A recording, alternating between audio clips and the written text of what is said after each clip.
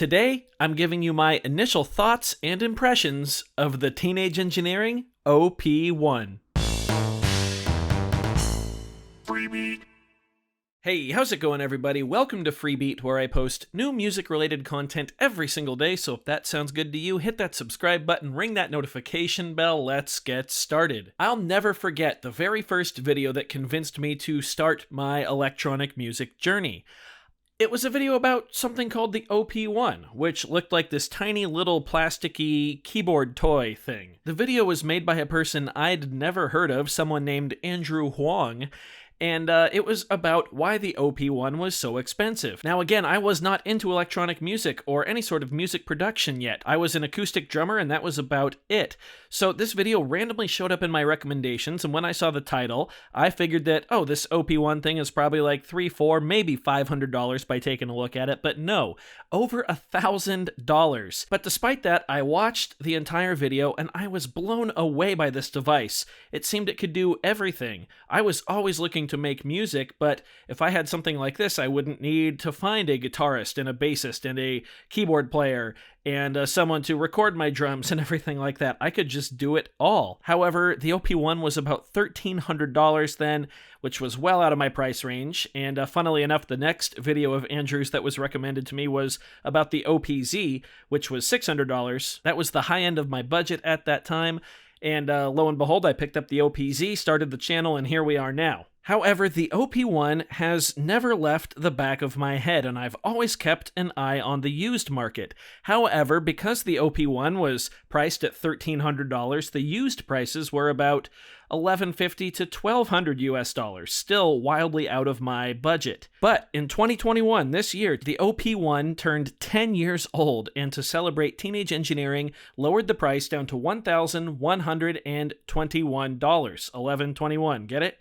And that meant that the used prices were down to about $1,000, with some of them dropping as low as $900 to $950. I had a feeling that this was going to be the year that I finally picked up the OP-1. And sure enough, at the end of last week, the perfect storm happened. I was calculating my budget for the month, and I wound up doing some bad math in my favor, and I wound up with some extra cash that I was not planning on having.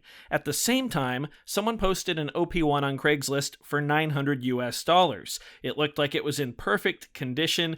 I messaged them, they didn't have any problems with it or anything like that, so I then took the next step and offered them $800 US. And after an excruciating about 24 hours of waiting, I finally got the email saying they accepted my offer. So I met up with the seller and came home and pressed record on my camera, which means as of about 20 minutes ago, I am a proud owner of a Teenage Engineering OP-1. Now, really quick, I do just have to thank every single one of you for the ability to purchase this OP-1.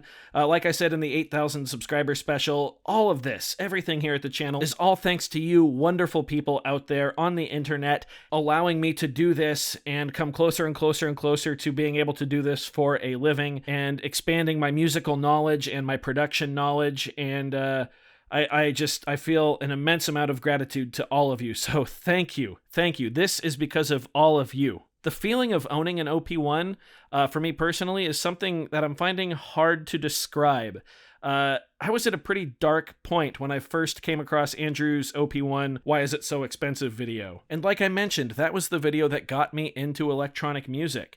So this device has always had a little more meaning than just, a Groovebox synthesizer portable DAW.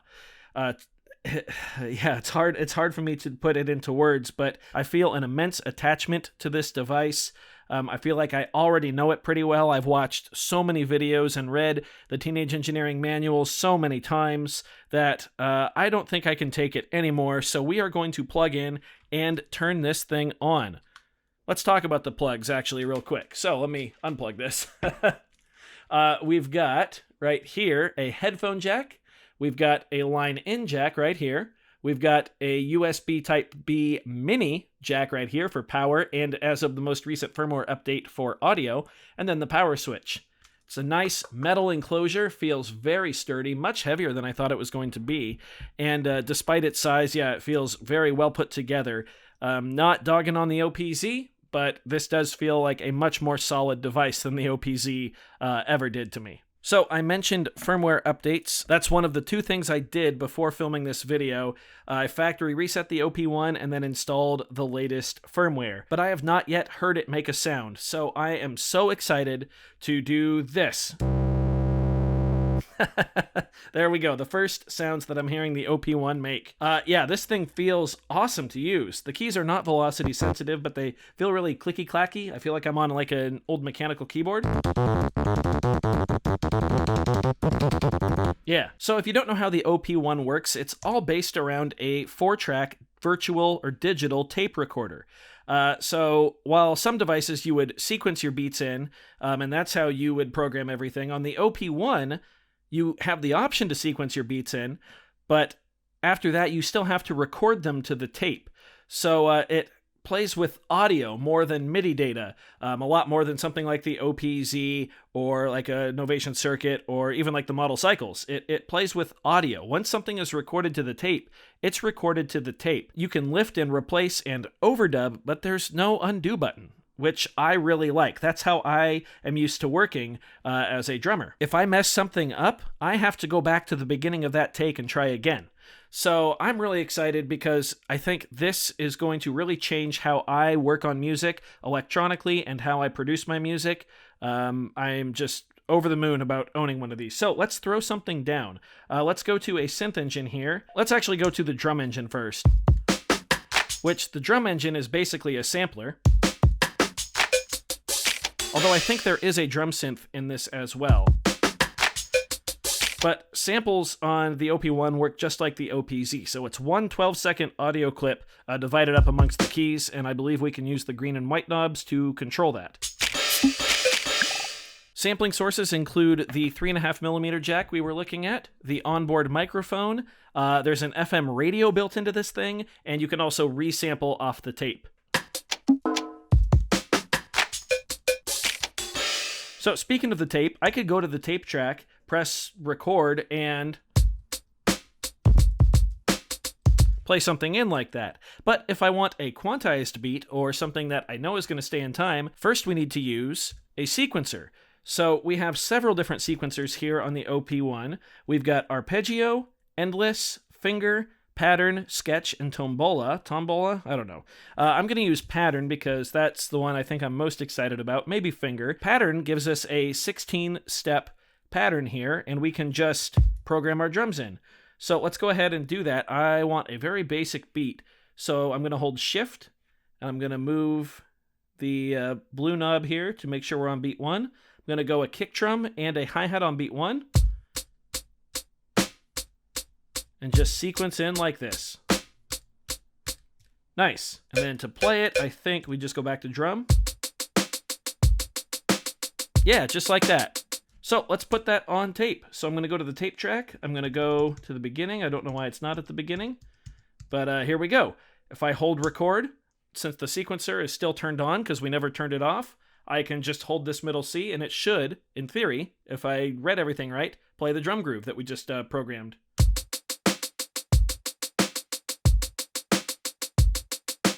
Cool. So I can snap to measures, which are these little white ticks, by holding shift and using these arrows.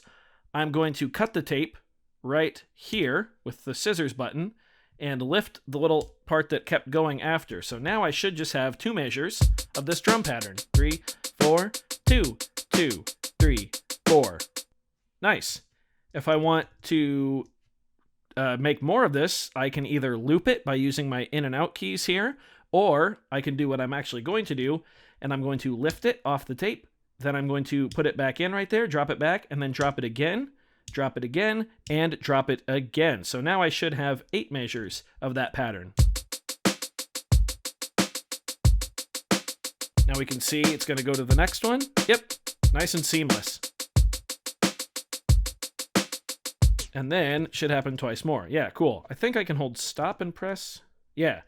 Back there. Cool, to get to the beginning. Awesome. Let's lay down a synth line, shall we? Let's go to our synth tracks here. No.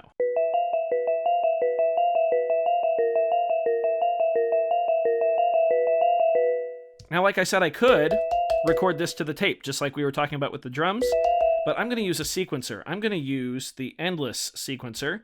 I believe I just hold shift and play my pattern in.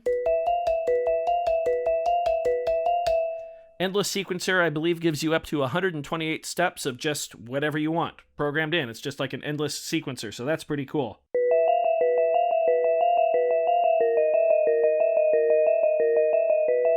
And it'll transpose it too for you. So let's go to the tape track. Let's go to the very beginning. Hold record. Let's play this.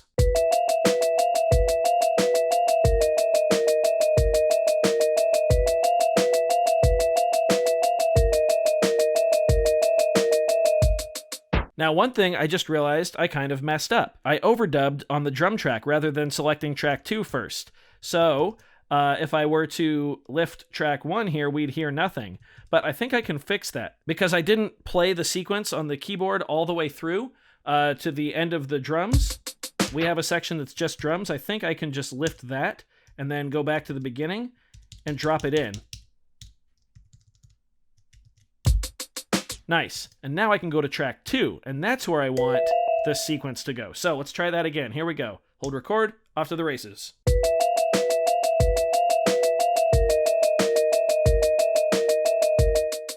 Cool. So now I'm going to cut it right there, lift the little excess part, and now since I'm on track 2, I'm going to go to the beginning, I'm going to lift that and paste it in a few times over the drums.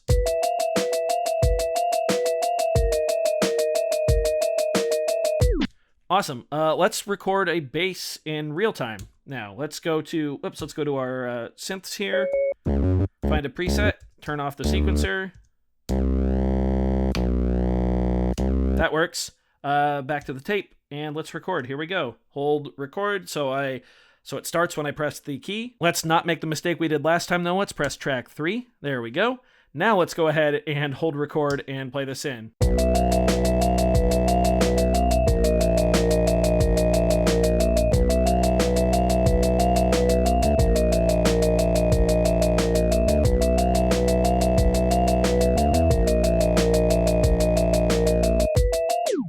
Cool, so I can go back, shift and arrow is just move a measure. I'm not sure if I mentioned that. And now I will lift this whole thing that I just recorded, paste it back in again.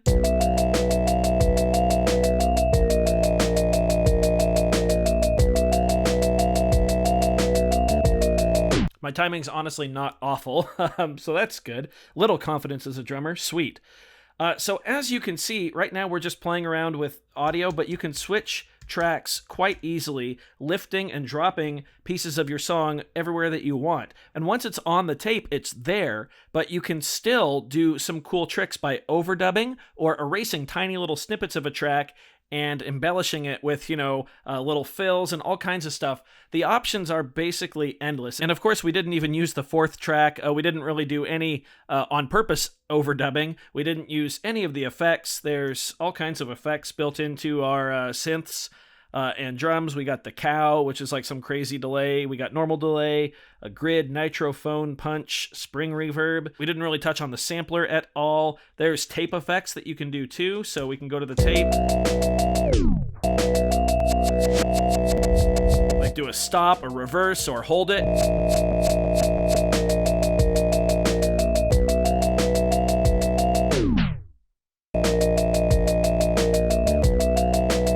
Yeah, there's just so much stuff that the OP-1 can do. It really is a DAW in a box, much like the MPC-1, but ever so much more portable than the MPC-1. And apparently the battery life is just insane on this thing. Obviously, I've had it for less than an hour, so I cannot confirm or deny that. But yeah, needless to say, I am already loving how this thing works and how quickly I've been able to fly around the interface. If you are thinking of picking up an OP-1, do yourself a favor, go watch as many videos and read as much as you can. If you're not already doing that, I do that with every piece of gear that I buy, but just familiarize yourself with the workflow and the basic shortcuts and navigation before you get it. It'll make your initial experience so much better. That was just an absolute blast.